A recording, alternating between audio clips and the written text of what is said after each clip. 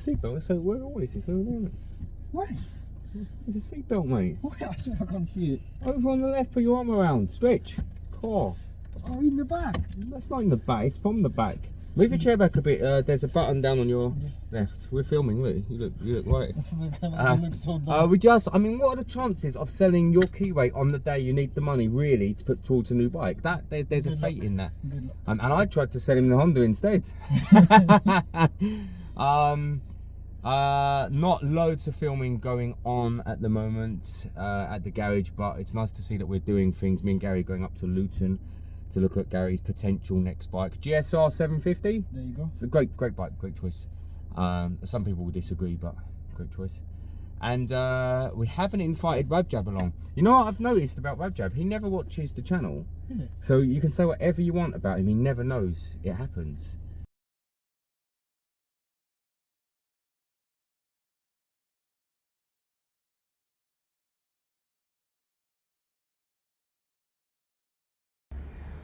So we're back at the garage after a few hours. Interesting trip, right? Yeah. Adam Bikes, Luton. Do you know what? Good prices though. Yeah, it's a very sweet and sour experience, because what we expected was a showroom with bikes that were kind of ready, where you could jump on a bike, you could pay, jump on a bike and ride it away. It wasn't that. A lot of them were junk, really. They were what would you call it? Doer-uppers. Yeah. We weren't really expecting that. We're expecting a showroom that had facilities, you know, finance facilities and stuff. Gary wanted to drive a bike back today, that's the truth. And they were junk. To an extent, junk's probably a bit harsh, but they were all insurance bulk category bikes. And he was honest about that. He said we buy in bulk through insurance. Very nice guy though. And we sell quite cheap. 1 hour later. I'm not long back from going with Gary, right? Something's just popped up on Facebook Marketplace that I'm running to see. I've hired a SIP van. I spoke to the guy. I'm rushing. I actually need a nap. I haven't been this excited in a long time. If this is what I think it is, I'm excited. So I'm seriously rushing because I've got to get the fan back in 10 minutes. But I think if I've bought what I think I bought, I'm so excited. I know I said that already. Hopefully it's still upright.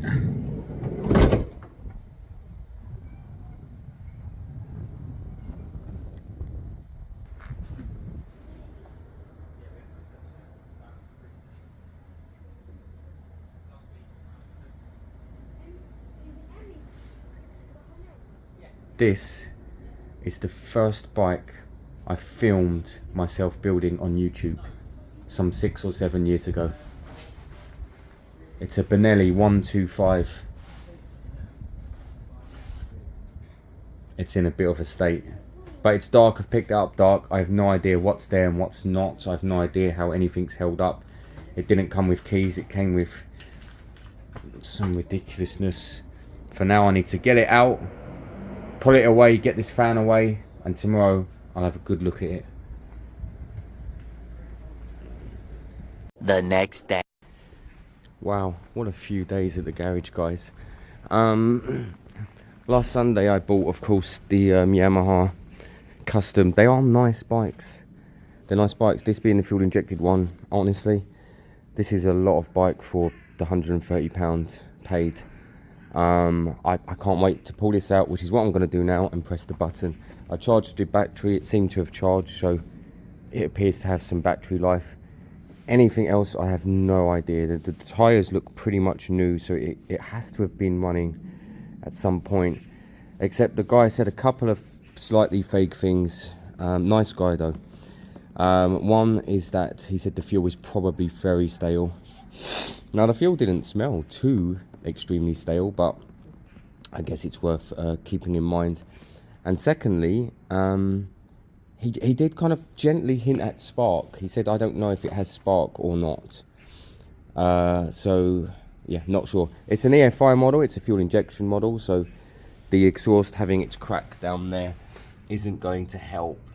You might have to put a Coke can or something around that just while it's kind of starting and warming up, just while we're assessing the engine actually. But I think my kind of number one thing, I think I'll pop the seat off or get it off, however it is. Just have a little route around, hook up its own battery and see that it powers, and we'll press the button. We'll go from there, because you just never know. And then peeking out under the cover is what I picked up last night. Honestly, this popped up on Facebook last night, Marketplace, and it had been on there for 12 days, but I had not seen this, and I look regularly. This is the first moped, not that I ever worked on, the first one I ever decided to record. And the videos, I was looking at the videos last night, they are terrible videos. As in, my way of doing them, my lack of confidence is you know, obvious in it. But I saw this and it was £100, and I thought, what, I have to get it back no matter what condition it's in. But the reality is, the truth is, it's in bad condition, worse than I thought. Possibly even stolen actually, because it's got no seat lock left, no ignition, some ridiculous start system. My guess is it was stolen. I looked online last night to see if it had been on the road at all after I sold it, and the last MOT was the one I did, which is really disappointing. Unless it was stolen not long after that, maybe. Really disappointing. So this is not going to be a quick. They were not that blue. They weren't that blue. Someone's painted over the original. They weren't that colour. But this was my paint, and I wanted to see how some of my more basic paint jobs held out. And look, wow. Not so good. There you go, look. That shows you about keying paint surfaces properly. Do you know what? It's still not too bad. That one looks good overall. The gloss stuck well.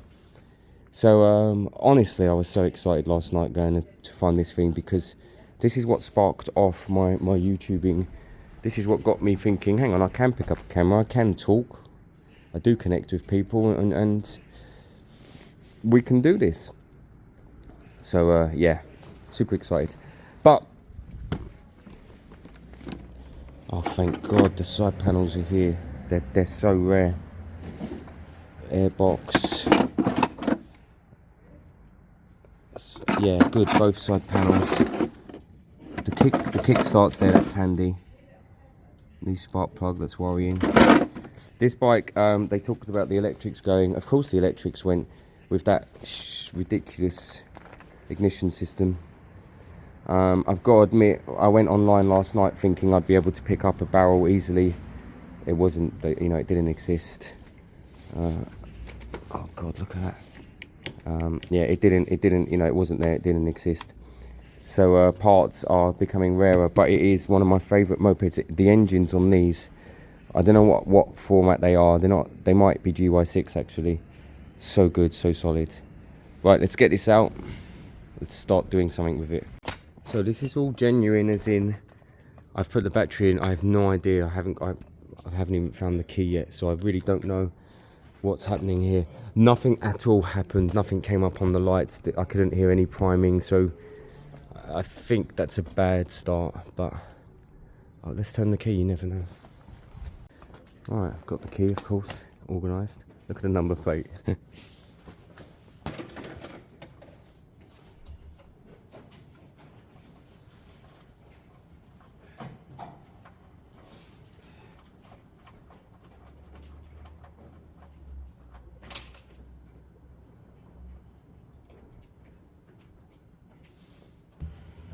Nothing at all, nothing. I thought I got a shock there when my metal hit the thing, but I hope that was just the metal. Currently the bike does nothing at all, but before getting too deep into it, you'd be nuts not to put on a good battery. This battery appeared to charge, but you just don't know. So I'm going to hook it up to the car before I mess too much. We can't assume that the battery is good. So I've got a good battery hooked up. It's definitely hooked up. There's no power at all. Definitely on.